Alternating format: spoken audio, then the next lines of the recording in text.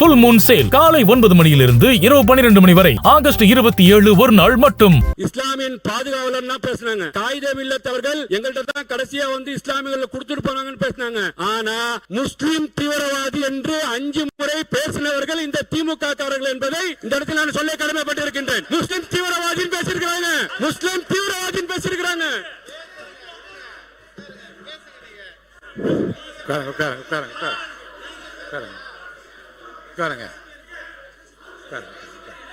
நீங்க ஒருத்தர் மட்டும் நீ சொல்லணுமா? மாண்புமிகு அப்புறம் பொறுமையா கருத்தை கருத்தால் எதிர்கொள்ளுங்க. மாண்புமிகு நீங்க மட்டும் இருங்க. உட்காருங்க உட்காருங்க உட்காருங்க.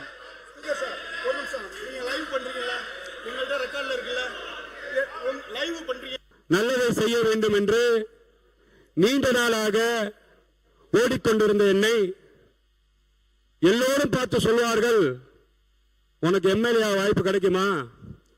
எம்எல்ஏ ஆவது சாதாரணமா? எம்எல்ஏ 10 கோடி 15 கோடி தேவைப்படும். நம்ம எலெக்ஷன் நடக்கும்போது பார்க்கலையா? தேர்தல் கமிஷன் எவ்வளவு வழக்கு தொடருது இல்ல? கொலுசு கொடுக்கறாங்க, பயாஸ்கோப் படத்தை காட்டுறாங்க, விளக்கு கொடுக்கறாங்க, பணத்தை கொடுக்கறாங்க. இவ்வளவும் கொடுத்துதான் இந்த தேர்தல் நடக்குது. ஆனா ஒண்ணுமே இல்லாம நீ ஏழையா இருக்கிற, முகவரி இல்லாம இருக்கிற, நாட்டுக்கு நல்லது செய்யணும்னு நினைக்கிற, உனக்கு வாய்ப்பு கிடைக்குமா என்று எண்ணிக்கொண்டிருந்த நிலையில இந்த ஏழைக்கும் இந்த சாமானியனுக்கும் இந்த நாட்டிலே பணம் தேவையில்லை, ஜாதி தேவையில்லை, மதம் தேவையில்லை. எங்கள் தலைவர் வெற்றி தளபதி முகம் இருந்தால் போதும். தமிழ்நாட்டிலே ஒரு சாமானியனும் சட்டமன்ற உறுப்பினராகி இந்த மக்களுக்காக பேச முடியும் என்று வாய்ப்பளித்த எங்கள் வெற்றி தளபதி அவர்களுக்கு கோடான கோடி நன்றியை தெரிவித்துக் கொள்கின்றேன். மாண்புமிகு பேரவைத் தலைவர் அவர்களே, நான் தமிழக வெற்றி கழகத்தில் தொடர்ச்சியாக ஒரு 2.5 வருஷம் ஆட்சிக்கு பாத்தீங்கன்னா டிவி விவாதத்துல கலந்து பேசிட்டு வருவேன். கண்டிப்பாக தமிழக வெற்றி கழகம் ஆட்சியை பிடிக்கும் என்று. எனக்கு எதிராக வந்து பேசுறவங்க அதான் என்னன்னு கேட்டீங்கன்னா, வாய்க்கு வாடகைக்கு வாங்கிட்டு வரவங்க, வாயிலே வர சொல்றவங்க, நீங்க என்ன ஜெயிக்கவா போறீங்க? 2 விழுக்காடு வாங்குவீங்க, 3 விழுக்காடு வாங்குவீங்க, 4 விழுக்காடு வாங்குவீங்க அப்படின்னு கேலியும் கிண்டலும் நையாண்டியும் செய்தார்கள். என்னோட காரெல்லாம் அடிச்சாங்க. என்னை பார்த்தீங்கன்னா என்னோட மத ரீதியாகவே நீங்க ஒரு விவாதத்தில் நடந்திருக்கு, நான் கம்ப்ளைண்டே கொடுத்திருக்கேன். என் தொப்பியை கேவலப்படுத்தி பேசினார்கள் இந்த நாட்டிலே. யாரு? வாடகைக்கு வாங்கிட்டு வரவங்க. அப்ப எங்களோட அரசியல் ஆசான் மரியாதைக்குரிய பொதுச் செயலாளர் நான் வருவேன். இந்த மாதிரி நடக்குது, நீங்க ஒன்னும் கவலைப்படாதீங்க, தமிழக வெற்றி கழகம் ஆட்சி தமிழ்நாட்டில் மலரும், நீங்க தைரியமா இருங்க என்று எங்களுக்கு தைரியத்தை ஊட்டியவர் எங்கள் கழகத்தின் பொதுச் செயலாளர் மாண்புமிகு அமைச்சர் என் ஆனந்த் அவர்கள் என்பதை இந்த இடத்துல நான் சொல்ல கடமைப்பட்டிருக்கின்றேன். விவாதத்தில் எங்களை போய் அவர்கள் இதெல்லாம் நடத்துது, இப்படிலாம் பேசுறாங்க, என்னால் டிவிலே போய் உட்கார முடியல, என்னை நக்கலும் ஏடாசினி பண்றாங்கன்னு சொல்லும் போது எங்களுக்கு உறுதுணையாக எங்கள் செய்தித்துறை மந்திரி, கல்வித்துறை மந்திரி, மாண்புமிகும் எங்கள் அண்ணன் அமைச்சர் ராஜ்மோகன் அவர்கள் எங்களுக்கு உடன் இருந்து அந்த டைம்ல நாங்க வேதனைப்பட்ட விஷயத்தை வந்து சால்வ் பண்ணி கொடுக்கக்கூடிய நிகழ்வை பண்ணார். இதெல்லாம் நடந்தது. முதலமைச்சருக்காக பல விஷயங்களை கொண்டு வந்தேன். இங்க முதலமைச்சரை புகழ வேணான்னு சொல்லி கல்வித்துறை மந்திரி வந்து பக்கத்துல உட்கார்ந்து சொல்லிட்டு போயிட்டார். புகழச்சியை விழுவ மாட்டாங்க, என்ன நேரம் இருக்கு, நேரத்தை நீங்க வந்து சீக்கிரம் பயன்படுத்தி முடிங்கன்னு சொல்லி. அதனால இந்த அவையில இருக்கக்கூடிய ஆளுங்கட்சி எதிர்கட்சி என்று பாகுபாடு பாராமல் நீதிக்கும் நேர்மைக்கும், என் குழந்தை வீட்டுக்கு போனாலே இப்ப போய் கொடுத்தனா மாண்புமிகு மதார் பத்துருதீன் அவர்களே உட்காருங்க, அந்த மாதிரி நடுநிலையாக அவையை நடத்தி வரும் மாண்புமிகு பேரவைத் தலைவர், எங்க அன்புக்கும் பாசத்துக்குரிய பேரவைத் தலைவருக்கு என் மனமார்ந்த வணக்கத்தை தெரிவித்துக் கொள்கின்றேன். மாண்புமிகு பேரவை துணைத் தலைவர் அவர்களுக்கும், தலைமை அரசு கொறடா மற்றும் அவை முன்னவர் அவர்களுக்கும், மாண்புமிகு எதிர்க்கட்சி தலைவர், மாண்புமிகு முன்னாள் முதலமைச்சர், மாண்புமிகு சட்டமன்ற உறுப்பினர், மதிப்புக்கும் மரியாதைக்குரிய தலைமை செயலாளர் உட்பட அனைத்து அரசு அலுவலர்கள், பத்திரிகையாளர் நண்பர்கள் உள்ளிட்ட அனைவருக்கும் என் முதல் கண் வணக்கத்தை தெரிவித்துக் கொள்கின்றேன். மாண்பை பொருந்திய தமிழக சட்டமன்ற மதுரை மத்திய தொகுதி மக்கள் பிரதிநிதியாக நின்று இந்த தருணம் என் வாழ்வில் மிகப்பெரிய பாக்கியமாகவும் பொறுப்பாகவும் கருதுகின்றேன். என்னை பெருவாரியான வாக்கு வித்தியாசத்திலே வெற்றி பெற செய்து இந்த சட்டமன்றத்தில் அனுப்பி வைத்த மதுரை மத்திய தொகுதி மதுரை மக்களுக்கு இந்த நேரத்திலே என் இதயபூர்வமான நன்றியை தெரிவித்துக் கொள்கிறேன். என் வெற்றிக்காக உழைத்த தமிழக வெற்றி கழகத்தின் நிர்வாகிகள் முதல் கடைக்கோடி தொண்டர்கள் வரை அனைவருக்கும் என் கோடான கோடி நன்றியை தருணத்தில் தெரிவித்துக் கொள்கின்றேன். மாண்புமிகு பேரவைத் தலைவர் அவர்களே, இன்றைய தினம் நடைபெறும் மானிய கோரிக்கை மீதான விவாதத்தில் கலந்து கொண்டு உரையாற்றிய எனக்கு வாய்ப்பளித்த மாண்புமிகும் தமிழ்நாட்டோட முதலமைச்சர் எங்கள் வெற்றி தளபதி அவர்களுக்கு கோடான கோடி நன்றியை தெரிவித்துக் கொள்கின்றேன். மாண்புமிகும் பேரவைத் தலைவர் அவர்களே, சட்டமன்றத்திலே முதல் முறையாக 2 வருஷம் தமிழக வெற்றி கழகத்தை ஆரம்பிச்சு தமிழக வரலாற்றிலே 2 வருஷத்துல முதலமைச்சராக ஆட்சியை பிடிச்சு சட்டமன்றத்தில் முத்திரப்படுத்த ஒரே தலைவர் எங்களோட வெற்றி தலைவர் என்பதை இந்த இடத்தில் நான் பதிவு செய்ய கடமைப்பட்டிருக்கின்றேன். 1,72,72 லட்சம் வாக்கு வித்தியாசத்தை பெற்று பிளாக் பெஸ்டை பெற்று திராவிட கட்சிகளை திகைத்த வைத்து தமிழக அரசியல் வரலாற்றிலே மிகப்பெரிய சாதனை வெற்றி படுத்த ஒரே தலைவர் எங்கள் வெற்றி தலைவர் தமிழ்நாட்டோட முதலமைச்சர் என்பதை நான் தெரிவித்துக் கொள்ள கடமைப்பட்டிருக்கின்றேன்.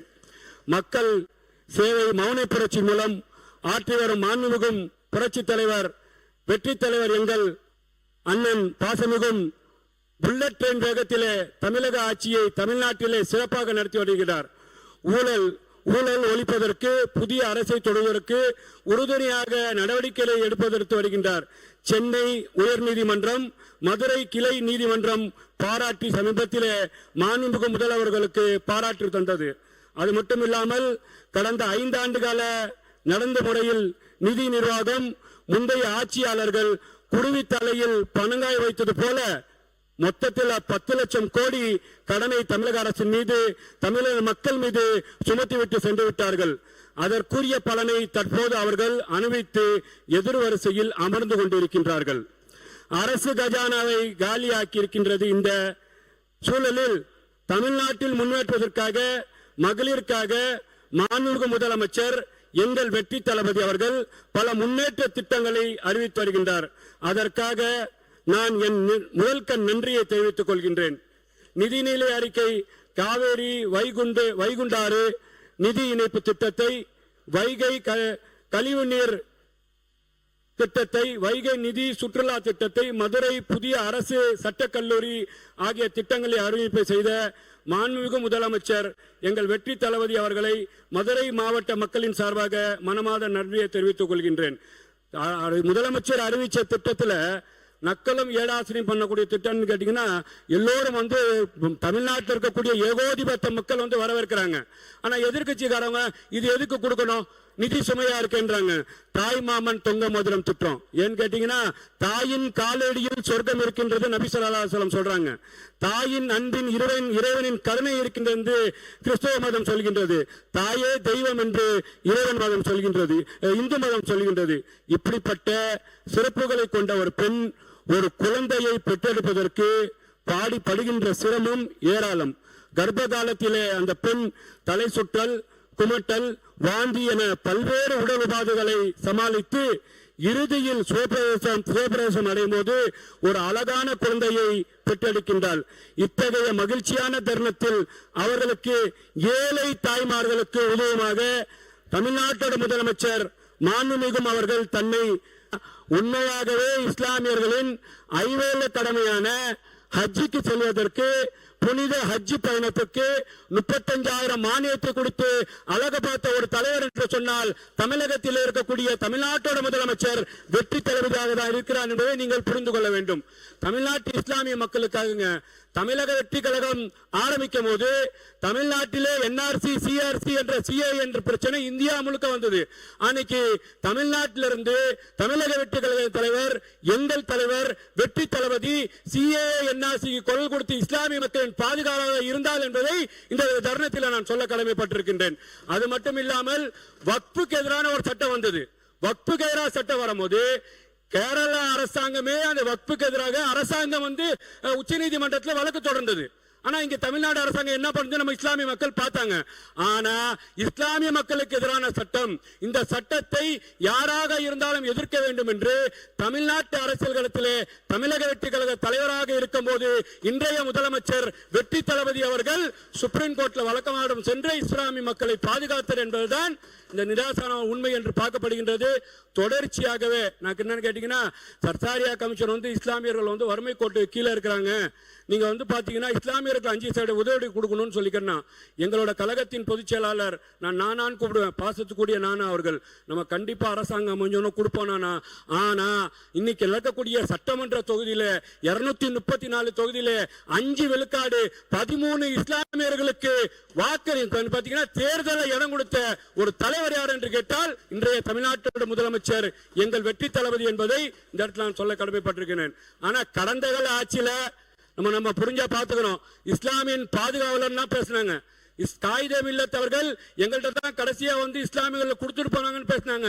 ஆனா முஸ்லிம் தீவிரவாதி என்று 5 முறை பேசினவர்கள் இந்த திமுக காரர்கள் என்பதை இந்த இடத்தில் நான் சொல்ல கடமைப்பட்டிருக்கின்றேன். முஸ்லிம் தீவிரவாதின்னு பேசியிருக்கிறாங்க, முஸ்லிம் தீவிரவாதின்னு பேசியிருக்கிறாங்க.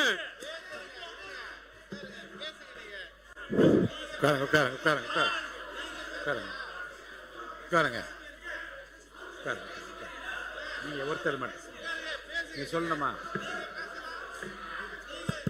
மாண்புமிகு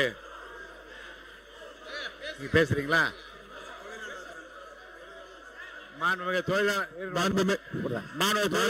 அமைச்சர், மாண்புமிகு பேரவைத் தலைவர் அவர்களே, அமைச்சர் பேசுங்க. என்ன சொல்லுங்க? அனுப்புறேன். சட்டமன்ற உறுப்பினர் அவருடைய குற்றச்சாட்டை தெரிவிக்கிறார். அதை முழுமையாக கேட்டு அதற்கு பின் பதில் சொல்ல வேண்டும் என்பதை தாழ்மையுடன் கேட்டுக்கொள்கிறேன்.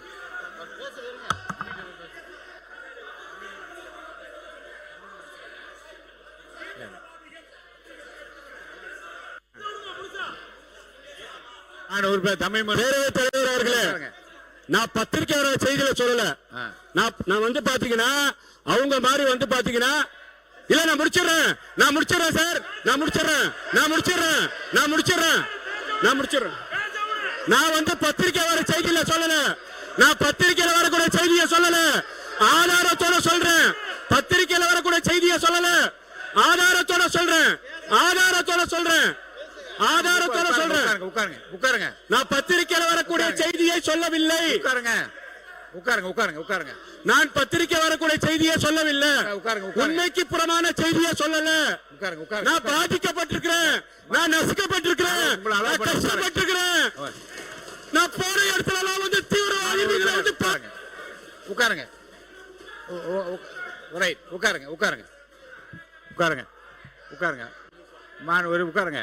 மான் உறுப்பினர் இருங்க, வேற யாரும் பேச வேண்டாம். மான் உறுப்பினர் தம்பி நான் இருங்க, அவரை ஒன்று நான் இருங்க. மான் உறுப்பினர் தம்பி நான் அலோவ் பண்றேன், அவரை அலோவ் பண்ணிட்டு பண்றேன், அவர் பண்ணிட்டு உங்களை பண்றேன். மான் உறுப்பினர், மாண்புமிகு பேரவைத் தலைவர் அவர்களே, மாண்புமிகு உறுப்பினர் அவர்கள் தன்னுடைய அறிமுக உரையை ஆற்றிக் கொண்டிருப்பதனால் நான் குறுக்கிடக்கூடாது என அமர்ந்திருந்தேன். CAA என்ற மக்கள் விரோத சட்டத்துக்கு எதிராக முந்தைய திராவிட மாடல் அரசில்தான் மாண்புமிகு முதல்வராக இருந்த அண்ணன் தளபதி முத்துவேல் கருணாநிதி ஸ்டாலின் அவர்கள் தலைமையில இதே பேரவையில எதிர்த்து தீர்மானம் நிறைவேற்றப்பட்டது என்பதை நான் பதிவு செய்ய கடமைப்பட்டிருக்கின்றேன். அடுத்து முஸ்லிம் தீவிரவாதிகள் என்று 5 முறை இங்கே கூறப்பட்டதாக நம்முடைய உறுப்பினர் சொன்னார். அப்படி எந்த ஒரு கருத்தும் இந்த அவையில் பதிவு செய்யப்படவில்லை. எனவே நீங்கள் அதை அவை குறிப்பிலிருந்து நீக்க வேண்டும் என்று கேட்டுக்கொள்கிறேன். ஒன்றை புரிந்து கொள்ள வேண்டும், சிறைவாசிகள் விடுதலையில் கூட ஏற்கனவே அதிமுக ஆட்சியிலே மாண்புமிகு அண்ணன் CV சண்முகம் அவர்கள் இருந்தபோது திண்டுக்கல் மீரான் மைதீன் போன்றவர்கள் விடுதலையாவதற்கு அவர் துணையாக இருந்தார். அடுத்து வந்த திமுக ஆட்சியிலே இது பற்றி பல முறையீடுகளை செய்தபோது அவர்களுக்கெல்லாம் சிறை விடுப்புகளை தந்து அவர்களுடைய வாழ்க்கையில குறைந்தபட்ச மகிழ்ச்சியை ஏற்படுத்தியது முந்தைய திராவிட மாடல் அரசு என்பதை நான் பதிவு செய்கின்றேன். மாண்பு உறுப்பினர் ஜவஹர்லா. மாண்புமிகு பேரவைத் தலைவர் அவர்களே, சட்டமன்ற உறுப்பினர் தன்னுடைய அரசியல் வாழ்க்கையை எங்கள் பேரியக்கமான தமிழ்நாடு முஸ்லிம் முன்னேற்ற கழகத்திலிருந்து தொடங்கியதாக சொன்னார். அவருக்கு நான் நினைவுபடுத்த விரும்புகின்றேன். தமிழ்நாடு முஸ்லிம் முன்னேற்ற கழகத்தினுடைய கோரிக்கையை ஏற்று பிற்படுத்தப்பட்ட முஸ்லிம்களுக்கு 3.5 விழுக்காடு இடஒதுக்கீடை வழங்கியவர் முத்தமிழறிஞர் கலைஞர் என்பதை இந்த நேரத்தில் சுட்டிக்காட்ட விரும்புகின்றேன். வக்ஃபு திருத்த சட்டத்தை பற்றி கூறினார். வக்ஃபு திருத்த சட்டத்துக்கு எதிராக சென்ற சட்டமன்றத்தில் ஏகமனதாக தீர்மானம் நிறைவேற்றியதும் திராவிட முன்னேற்ற கழகத்தினுடைய அரசு என்பதை இந்த நேரத்தில் சுட்டிக்காட்ட விரும்புகின்றேன். அதே போல நீண்டகால சிறைவாசிகளை விடுதலை செய்ய வேண்டும் என்ற எங்கள் கோரிக்கையை ஏற்று இதே சட்டமன்றத்தில் என்னுடைய உரைக்கு பதிலளிக்கும் போது அவர்கள் விடுதலை செய்யப்படுவார்கள் என்று சொல்லி 21 நீண்டகால சிறைவாசிகளை விடுதலை செய்தது திராவிட முன்னேற்ற கழகத்தினுடைய அரசு என்பதையும் இந்த அவையிலே பதிவு செய்ய விரும்புகின்றேன். எனவே தேவையில்லாத பதிவுகளை முஸ்லிம் சமுதாயத்து கல்வியிலும் வேலை வாய்ப்பிலும் இன்று முன்னேறி இருக்கின்றது என்றால் அதற்கு காரணமாக இருந்த திராவிட முன்னேற்ற கழகத்தினுடைய தலைவரையும் அந்த கட்சியையும் கொச்சைப்படுத்துவதை நீங்கள் அனுமதிக்க கூடாது என்று கேட்டு அமர்கிறேன். கணேஷ்குமார் அவர்கள். பேரவைத் தலைவர் அவர்களே, மாண்புமிகு உறுப்பினர் அவர் சொல்லும் போது இஸ்லாமியர்களுக்கான இடஒதுக்கீடு திமுக அரசு தான் கொடுத்தது என்று சொன்னார். உண்மைதான், நாங்கள் இல்லை என்று சொல்றோம். அதற்காக எங்களுடைய நிறுவனர் மருத்துவர் ஐயா அவர்கள் இஸ்லாமியர்களுக்கும் சரி கிறிஸ்துவர்களுக்கும் சரி தனி இடஒதுக்கீடு வேண்டும் என்று அனைத்து தலைவர்களையும் அழைத்து கொண்டு போய் போராடி முன்னாள் முதல்வர் கலைஞரிடம் வச்ச கோரிக்கையின் அடிப்படையில் தான் அது செய்தது என்பதை இந்த அவையில் நான் பதிவு செய்ய விரும்புகிறேன். மாண்புமிகு சிறுபான்மை நலத்துறை அமைச்சர் அவர்கள். மாண்புமிகு பேரவைத் தலைவர் அவர்களே, இந்த 3.5% இடஒதுக்கீடை முன்னாள் முதலமைச்சர் டாக்டர் கலைஞர் அவர்கள் தந்தது நீண்ட நெடிய காலமாக இஸ்லாமிய சமுதாயத்தினுடைய மிகப்பெரிய கோரிக்கையாக இருந்தது. இந்திய யூனியன் முஸ்லிம் லீக்கினுடைய மறைந்த தலைவர் சிராஜுல் மில்லத் தந்தன தமிழறிஞர் அப்துல் சமத் அவர்கள் ஒரு மாநாட்டின் போது அன்றைய முதலமைச்சராக இருந்த மாண்புமிகு அன்றைய முதலமைச்சர் டாக்டர் கலைஞர் அவரிடத்திலே இந்த கோரிக்கையை எடுத்து வைத்தார்கள். இந்த கோரிக்கையை நிறைவு செய்து அன்றைய முதலமைச்சர் அவர்கள் சட்டமன்றத்தில் உரையாற்றும் போது கூட இந்த கோரிக்கையை நிறைவேற்றும் போது பார்ப்பதற்கு முஸ்லிம் லீக் தலைவர் அப்துல் சமத் அவர்கள் இங்கே இல்லையே என்ற ஆதங்கத்தை அவர்கள் வெளிப்படுத்தினார்கள். அதோடு மாத்திரமல்ல, இந்த 3.5% இடஒதுக்கீடு கிடைக்க காரணமாக இருந்தது கடந்த ஒரு சில மாதங்களுக்கு முன்பு சிராஜுல் மில்லத்தினுடைய நூற்றாண்டு விழாவிலே பேசிய முன்னாள் அமைச்சர் ஏவா வேலு அவர்கள் தொடர்ச்சியாக முஸ்லிம் லீக் தலைவர்கள் எங்கள் தலைவரை சந்தித்து இந்த இடஒதுக்கீடு கேட்டதன் அடிப்படையில் தான் இந்த இடஒதுக்கீடு வழங்கப்பட்டது என்பதை அந்த மாநாட்டிலும் அவர்கள் தந்தார்கள் என்பது நம்முடைய முஸ்லிம் லீக்கில் ஒட்டுமொத்த சமுதாயத்துடைய கோரிக்கை. அன்பு சகோதரர் சொன்னது போல பாட்டாளி மக்கள் கட்சி நிறுவனர் ஐயா ராமதாஸ் அவருடைய கோரிக்கை, அனைவருடைய கோரிக்கை ஏற்றுத்தான் அந்த இடஒதுக்கீடு வழங்கப்பட்டது.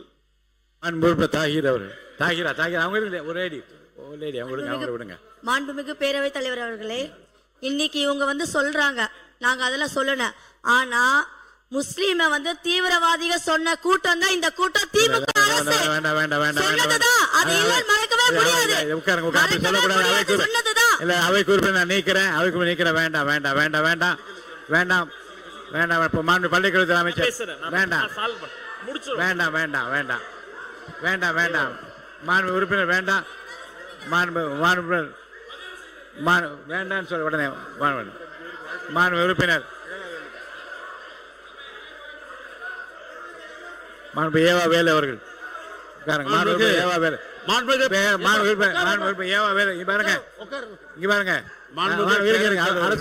எதிர்கட்சி கொறடா முதல்வர் இவர் எந்த கட்சியில் இருக்காருன்னு கேளுங்க. அவரை வசந்த காலத்துக்கு எந்த நீங்க எங்க உட்காருறீங்க? நீங்க உங்க இடம் எது? உட்கார சொல்லுங்க. நடவடிக்கை எடுப்பேன். உங்க இடத்துல போய் உட்காருங்க. இஸ்லாமியர்கள் பிரச்சனையாக அவர் முதல்ல இடத்துக்கு போக சொல்லுங்க. மாண்புமிகு பேரவைத் தலைவர்களே, இஸ்லாமிய பிரச்சனை என்பது தமிழ்நாட்டை பொறுத்தளவுக்கு ஒரு சென்சிட்டிவான பிரச்சனை. அது அனைவரும் அறிந்த ஒன்று. இது சிறுபான்மை சமுதாயம் சம்பந்தப்பட்ட ஒரு பிரச்சனை. நம்முடைய பேசுகிற மதுரை சட்டமன்ற உறுப்பினர் தங்களுடைய தலைவர்கள் இஸ்லாமியர்களுக்கு என்னென்னலாம் செய்திருக்கிறார்களோ, எவ்வளவு அரணாக இருந்திருக்கா என்று அவர் பெருமைப்படுத்துவதில் எங்களுக்கு ஒன்றும் மாற்று கருத்தல்ல. ஏன்னா அந்தந்த கட்சி தலைவர் அப்படி தான் பெருமைப்படுத்துவார்கள். அதையும் எனக்கு மாற்றம் இல்லை. ஆனால் போகிற போக்கில் அனைத்தும் முஸ்லிம்களுக்கு பாதுகாப்பாக இருந்து அவர்கள் சொன்ன வேண்டுகோளை எல்லாம் செய்த ஒரு இயக்கம் திராவிட முன்னேற்ற கழகம். அதோட மாற்று கருத்தில் அதுக்கு விட்னஸே அந்த இஸ்லாமிய தலைவர்கள் இங்கே சொல்லிட்டாங்க. பேராசிரியர் அப்துல் சரி, நம்முடைய அன்சாரியும் சரி, அதே போன்று நம்முடைய இவரும் சொல்லிட்டாங்க. உட்காருங்க உட்காருங்க. அப்படி இருக்கிற உட்காருங்க, நீ உட்காருங்க. இடத்துக்கு போப்போம்.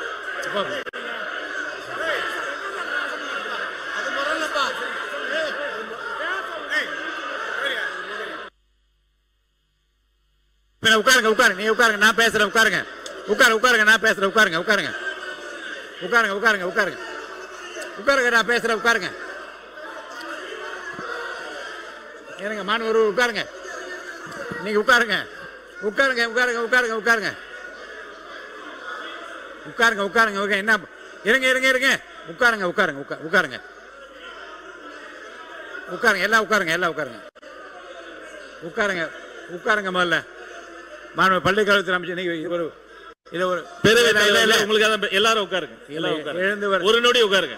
உட்காருங்க, அமைதியா இருக்கு. மாணவர் பள்ளிக்கல்வித்துறை அமைச்சர் முடிங்க. இல்ல முத விஷயம், அந்த சப்ஜெக்ட் போறதுக்கு முன்னாடி ரொம்ப நாளாவே என்னன்னா, இது நாம ஏத்துக்கொள்ளவே கூடாது. அது கொரோனாலாம் யோசிக்கணும். இப்ப என்ன நடந்தது, கேமரால காட்டினாங்களா தெரியல.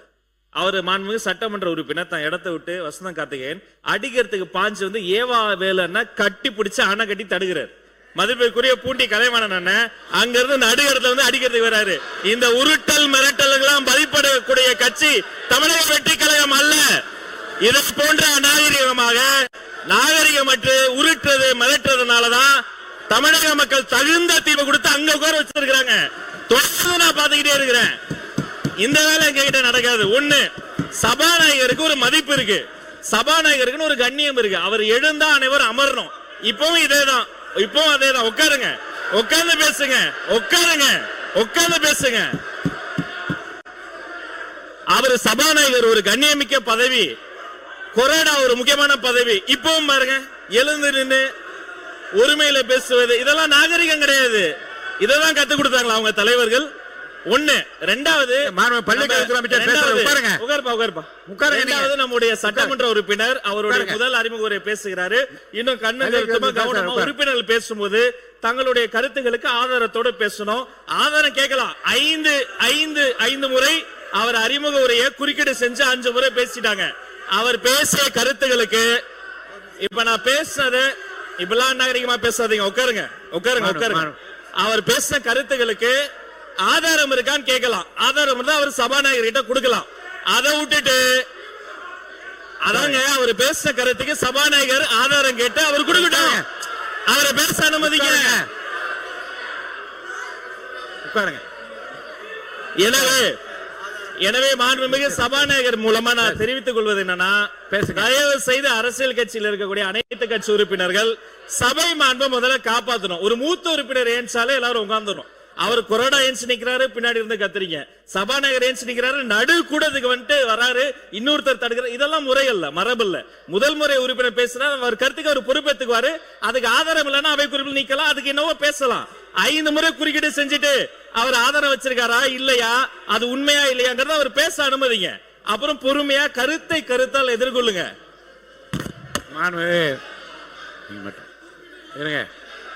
உட்காருங்க உட்காருங்க உட்காருங்க.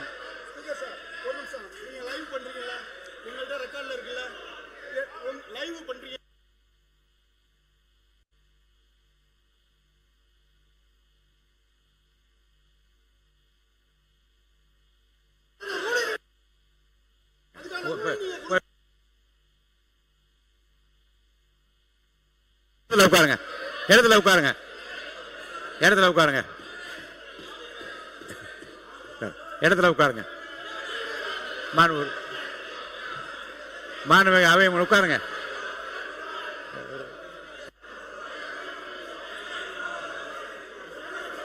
மாணவ உறுப்பினர் உட்காருங்க.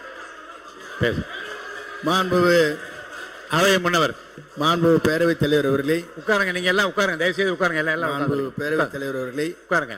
இதற்கு ஒரு முற்றுப்புள்ளி வைத்து அவை உறுப்பினர் பேசியது தவறாக இருப்பேனால் அதை நீங்கள் அவை கண்டிப்பா உறுதியா நீக்குவேன். அவை முன்னவர் அவர்கள் அதற்கான நடவடிக்கை மேற்கொள்ளும். நீங்க பேசுறீங்களா? மாண்புமிகு கோவி செழியன் அவர்கள். மாண்புமிகு பேரவைத் தலைவர் அவர்களே, அவை முன்னவர் முடித்து வைத்ததற்கு பிறகும் இந்த சொற்றொடரோடு அவை அடுத்த தொடர் நடவடிக்கை போக வேண்டும் என்பதுதான் எங்களுடைய எண்ணம். அரசியல் ரீதியான பிரச்சனையாக இருந்தால் அரசியல் ரீதியாக பேசலாம், மோதிக்கொள்ளலாம், மணிகணக்கில் கூட பேசலாம். மாண்புமிகு கூட்ட மேடையில பேசுவது போல பேசாம முன்னாள் முதலமைச்சர் அதை தான் வலியுறுத்தி கொண்டே இருக்கிறார். ஆனால் ஒரு ஒரு ஒரு சுமூகமாக போக வேண்டிய ஒரு சமுதாய பிரச்சனையை பேசும் பொழுது, மத சம்பந்தப்பட்ட பிரச்சனையை பேசும் பொழுது பேசுபவர்களும் வார்த்தையை பார்த்து பேச வேண்டும், கேட்டுவிட்டு பதில் சொல்லுபவர்களும் வார்த்தையை பேசினால்தான் வெளியில் இருப்பவர்களுக்கு ஒரு பாதுகாப்பான நிலையை சட்டமன்றம் விரும்புகிறது என்ற பொருள். அதன் அடிப்படையில் தான் மாண்புமிகு மதுரை உறுப்பினர் பேசும் பொழுது தீவிரவாதிகள் என்று திமுக சொன்னார்கள் என்று வார்த்தையை மட்டும் பிடிச்சுக்கிறது. பிளீஸ், அந்த வார்த்தைக்கு ஒரு ஆட்சேபனை தெரிவித்துமே தவிர அவர் பேசுவதில் நாங்கள் தலையிடவில்லை. அதன் பிறகு சகோதரி பேசினார். அவர்கள் தரப்பு அப்படி என்றால் நாங்கள் இஸ்லாம் மக்களுக்கு செய்த சலுகைகளை சொல்லுகிறோம். எனவே இரண்டும் ஒளிபரப்பாய் கொண்டிருக்கிற நேரத்தில் ஏற்பட்ட இடர்பாடை தவிர தயவு செய்து என்றைக்கும் திராவிட முன்னேற்ற கழகம் இஸ்லாம் மக்களுக்கு பாதுகாப்பாரன் என்பதை பதிவு செய்து அடுத்த கட்ட நடவடிக்கை போகுமாறு கேட்டுக்கொள்கிறேன்.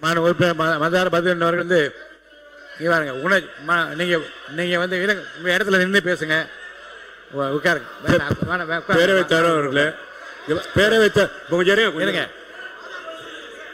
பேரவைத் தலைவர் அவர்களே, பேரவைத் தலைவர் அவர்களே, பேரவைத் தலைவர் அவர்களே, பேரவைத் தலைவர் அவர்களே, பேரவைத் தலைவர் அவர்களே, நீங்க வந்து பாத்தீங்கன்னா இங்க நான் தவறா பேசியிருந்தா கேட்டுக்கோங்க. ஒரு நிமிஷம் சொல்லிடுறேன். உங்களை நான் அனுமதிக்க நீங்கள் மேற்கொண்டு பேசுகிற விடயங்கள் ஆதாரப்பூர்வமாக இருந்தால் இருங்க, வந்து ஆதாரத்தை என்கிட்ட காட்டி விட்டு பேச நான் அனுமதி அளிக்கிறேன். இருங்க, உட்காருங்க, இருங்க. அதுக்குள்ள வந்து மாண்புமிகு உறுப்பினர் தமிமுன் அன்சாரி அவர்கள். மாண்புமிகு பேரவை தலைவர் அவர்களே, மதிப்புமிக்க இந்த பேரவையில முன்வைக்கக்கூடிய கருத்துகள் பேரவைக்கு வெளியே சட்டம் ஒழுங்கு பாதிக்கப்படுவதற்கு துணையாக போய்விடக்கூடாது. இங்கு இருக்கக்கூடிய மாண்புமிகு உறுப்பினர்கள் அனைவருமே சமூக நல்லிணக்கத்தின் மீது இயல்பாகவே நாம் அக்கறை வைத்திருப்பவர்கள், உருதாய் மக்களாக வாழ்ந்து கொண்டிருப்பவர்கள். அரசியலிலே ஆளுக்கு ஒரு கூட்டணியில இருக்கலாம், ஆளுக்கு ஒரு கட்சிகளிலே இருக்கலாம், அது அவரவர் தனிப்பட்ட விருப்பங்கள், நிலைப்பாடு. ஆனால் உணர்ச்சிகரமான ஒரு விவகாரத்தில் பொறுப்பற்ற முறையில் கருத்துக்களை பதிவு செய்வதெல்லாம் நீங்கள் ஏற்கக்கூடாது. இதற்கு ஒரு சில விஷயங்களை நான் இங்கே விளக்கம் அளிக்க விரும்புகின்றேன். பாட்டாளி மக்கள் கட்சியுடைய உறுப்பினர் சகோதரர் கணேஷ் அவர்கள் இங்கே குறிப்பிட்டார். என்னை பேச விடுங்க, என்னை பேச விடுங்க, என்னை பேச விடுங்க. நான் உங்களுக்கு நன்மையாக தான் நான் பேச போறேன். இங்க இருக்கக்கூடிய முன்வரிசை அமைச்சர்களாக இருந்தாலும் சரி, பின்னால் இருக்கக்கூடிய ஆளுங்கட்சி உறுப்பினர்களாக இருந்தாலும் சரி, பதற்றத்தை உருவாக்குவதிலே நீங்கள் யாரும் ஆர்வம் காட்ட மாட்டீர்கள் என்பது எனக்கு தெரியும். நான் சொல்ல விரும்புவது என்னவென்று சொன்னால், ஒரு அவையிலே ஒரு கருத்து வந்த பிறகு முழுமையாக பேசுவதற்கு வாய்ப்புகளை வழங்க வேண்டும்.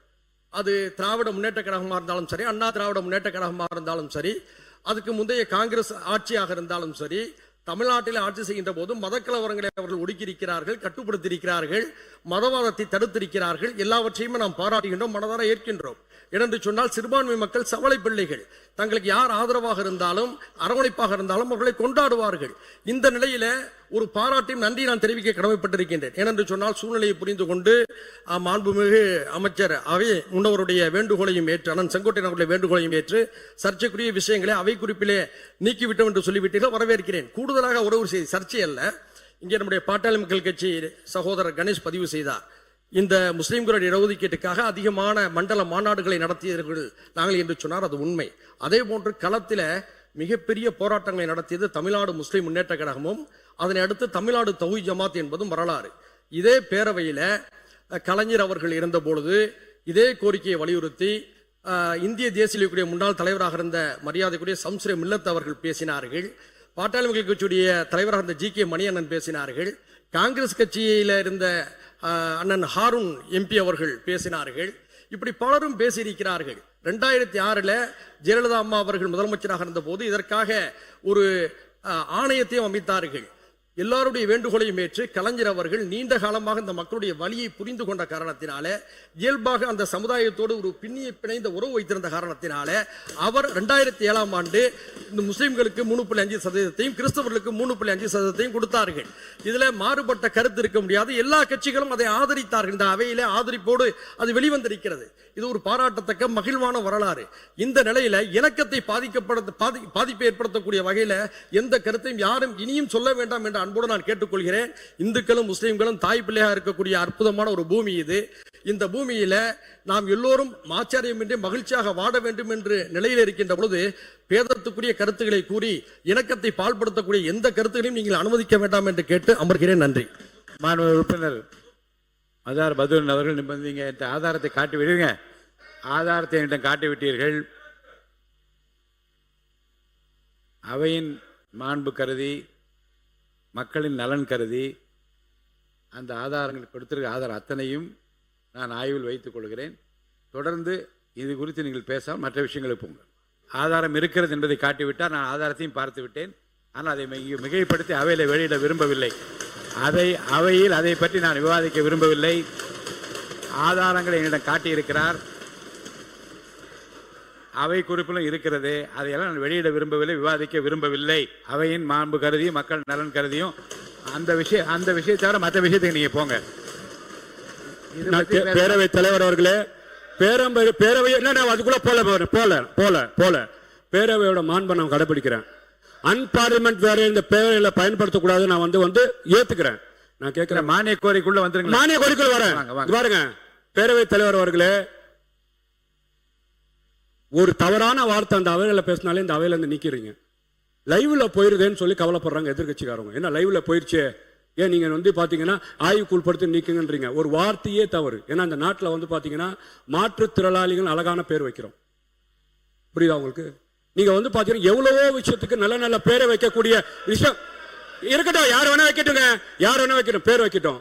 ஆனா நான் ஒரு சமுதாயத்தில் பிறந்திருக்கிறேன், ஒரு சமுதாயம் சார்ந்தவனா இருக்கிறேன். 1999 என்னை பார்த்து, என் சமுதாயத்தை பார்த்து இஸ்லாமிய மக்கள் எவ்வளவு பாதிக்கப்பட்டிருப்பாங்க. என் உணர்வை பேசுறேன். தமிழ் அன்சாரியும் பேராசிரியர் ஜவஹர்லால் அவர்களும் இது இல்லாத மாதிரி பேசுறாங்க. தமிழ்நாடு முஸ்லிம் லீக் பேரே பதியப்பட்டிருக்கு. எவ்வளவு வருத்தப்படுறேன். சொல்றதுக்கு கஷ்டம் இல்லையா? மேற்கொண்டு நான் அனுமதிக்க முடியாது. இல்ல உங்க உணர்வை நான் மதிக்கிறேன். இல்ல இருங்க. இல்ல மீண்டும் இல்லைங்க, மீண்டும் 1990 நீங்க ஞாபகப்படுத்தி யாரையும் வேதனைப்படுத்த வேண்டாம், யாரையும் குற்றப்படுத்த வேண்டாம், யாரையும் காயப்படுத்த வேண்டாம். நடந்தது நல்லவையாக இருக்கட்டும், இனி நடக்க போது நல்லவையாக இருப்பதற்கு என்ற அந்த கருத்துக்களை மட்டும் மானிய கோரிக்கைகள் பேசுமாறு நான் கேட்டுக்கொள்கிறேன். உறுப்பினர் மானிய கோரிக்கை மீது பேசுங்க.